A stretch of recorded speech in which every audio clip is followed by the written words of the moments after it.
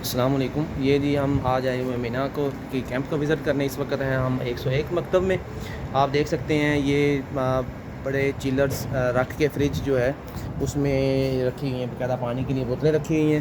اور یہاں پہ جی یہ جو ہے وہ کافی چائے وغیرہ کا انتظام ہوگا, اس کے لیے بھی یہ سارا انتظام کیا ہوا ہے. اور اس کے علاوہ اگر آپ رومز میں آتے ہیں تو رومز میں یہ آپ کو بڑے بہترین ایئر کنڈیشن روم جو ہیں وہ اویلیبل ہوں گے.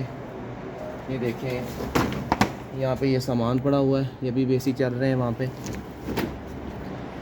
یہ اس طرح کا بہترین انتظام میرا نہیں خیال کہ اس سے پہلے کسی حج میں کیا گیا ہو حاجیوں کے لیے, جو اس دفعہ 2025 کے حج کے لیے حکومت پاکستان کی طرف سے کیا گیا.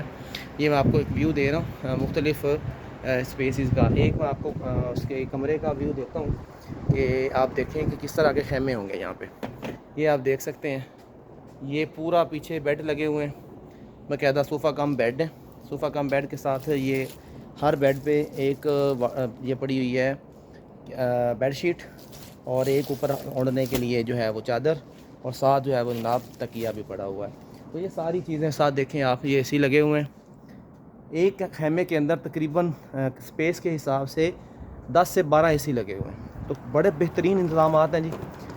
گرمی بھی ہے لیکن انتظامات بھی بڑے اچھے ہیں. ابھی اس وقت تقریباً دوپہر کے جو ہے وہ 5 شام ہو چلی ہے, اثر ہو گئے, لیکن ابھی تو گرمی کی شدت بھی کم ہو گئی ہے الحمدللہ.